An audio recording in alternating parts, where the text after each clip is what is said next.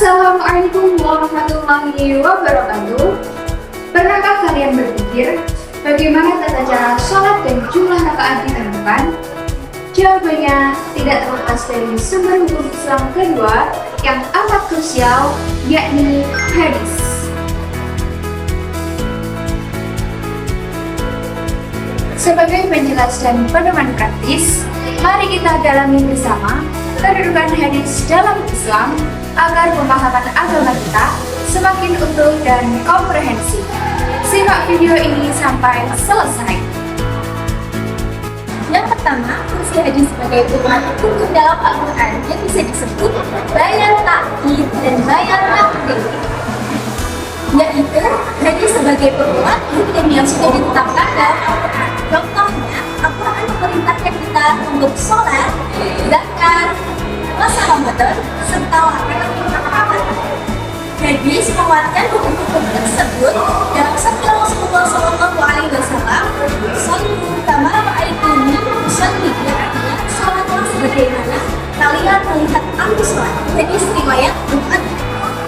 Kemudian Rasulullah SAW juga bersabda tentang larangan mengharamkan, yaitu kullu muskirin khamrun wa kullu khamrin haramun, yang artinya segala sesuatu yang memabukkan adalah khamar dan khamar hukumnya haram. Hadis riwayat Muslim. Dengan demikian, hadis merupakan pedoman hukum dalam Al-Quran yang memudahkan kita sebagai umat muslim untuk memahami dan mengamalkannya dalam kehidupan sehari-hari.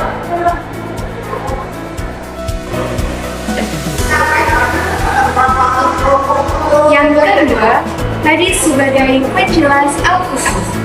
Hazara keilmuan Al-Quran dan hadis menyebut fungsi ini sebagai bayan tafsir.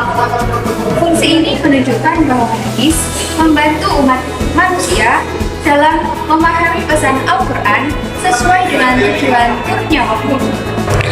Hadis menjabarkan makna ayat yang masih bersifat umum menjadi lebih terperinci, sehingga ayat dapat dipahami dan dijalankan oleh umat Islam. Hadis juga memperjelas maksud lafaz dan menerangkan bagaimana kandungan ayat tersebut dipahami dalam kehidupan. Contoh bahwa hadis merupakan bayan tafsiri terhadap Al-Quran, yaitu pada surat Al-Baqarah ayat 110 yang berbunyi, "Wa aqimus sholata wa atuz zakah, wa ma tuqaddimu li anfusikum min khairin tajiduhu indallah, innallaha bima ta'maluna basir." Yang artinya, dan dirikanlah sholat dan tunaikanlah zakat, dan kebaikan apa saja yang kamu usahakan bagi dirimu, tentu kamu akan mendapat pahalanya pada sisi Allah. Sesungguhnya Allah Maha melihat apa-apa yang kamu kerjakan. Quran Surat Al-Baqarah ayat 110.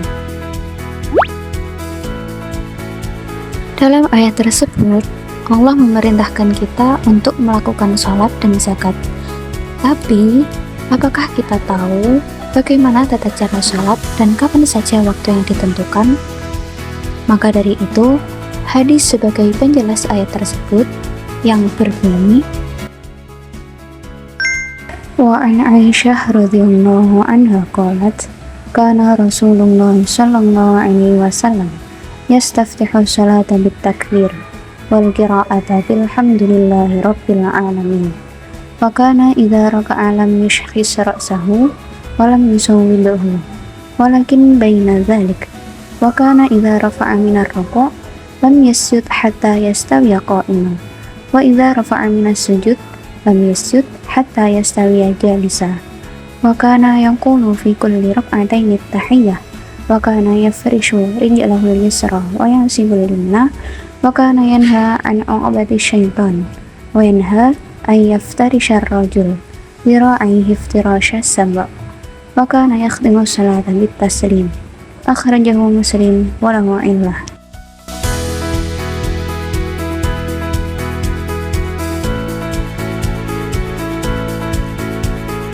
Dari Aisyah radhiyallahu anha, ia berkata, Rasulullah shallallahu alaihi wasallam bersabda, biasanya Rasulullah shallallahu alaihi wasallam membuka salat dengan takbir dan memulai bacaan dengan alhamdulillahirabbil alamin.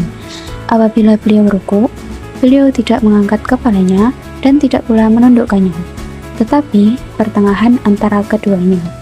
Apabila beliau bangkit dari rukuk, beliau tidak akan sujud sampai beliau berdiri tegak. Apabila beliau mengangkat kepala dari sujud, beliau tidak akan bersujud lagi sampai beliau duduk tegak. Pada setiap 2 rakaat, beliau selalu membaca tahiyat. Ketika itu, kaki kiri diletakkan di lantai dan menegakkan kakinya yang kanan. Beliau melarang duduk uqbah asyaiton. Beliau melarang lengan tangan diletakkan di tanah seperti duduknya binatang buas. Beliau mengakhiri salat dengan salam. Hadis riwayat Muslim, dan hadis ini memiliki ilat, yaitu cacat. Dari hadis tersebut, kita dapat mengetahui bagaimana tata cara salat sehingga kita dapat menjalankan perintah Allah. Bayangkan, jika tidak ada hadis, bagaimana kita melakukannya? Dan yang ketiga, bagaimana hadis dapat menjadi sumber penetapan hukum Islam secara mandiri. Dalam Islam, hukum berperan sebagai pedoman hidup untuk hubungan dengan Allah SWT dan sesama manusia. Sumber utama hukum Islam adalah Al-Quran, sedangkan hadis sunnah Rasulullah dari sumber hukum kedua. Banyak orang yang mengira semua hukum harus ada secara langsung di Al-Quran. Padahal hadis tidak hanya menjelaskan Al-Quran, tetapi juga dapat mengatakan hukum secara mandiri. Mustaqil Rasulullah diberikan kepada Allah untuk menjelaskan dan melengkapi syariat. Contoh hadis yang menjadi dasar hukum mandiri: larangan memakan hewan bertaring. Tiap binatang buas yang bertaring dan hukumnya larangan memakai emas dan sutra bagi laki-laki. Emas dan sutra dihalalkan bagi perempuan, emas dan dihalalkan bagi laki-laki. Jika tata cara sholat, sholatlah kalian sebagaimana kalian melihat aku sholat. Jadi, kesimpulannya, kedudukan atau fungsi hadis terhadap Al-Quran terbagi menjadi 3 hal. Yang pertama yaitu sebagai bayan takkid dan bayan takrir, penegas atau penguat hukum Al-Quran. Yang kedua yaitu sebagai bayan tafsiri, yaitu sebagai penjelas Al-Quran. Dan yang ketiga adalah tasyri' mustaqil, sebagai penetap hukum mandiri yang belum terdapat dalam Al-Quran.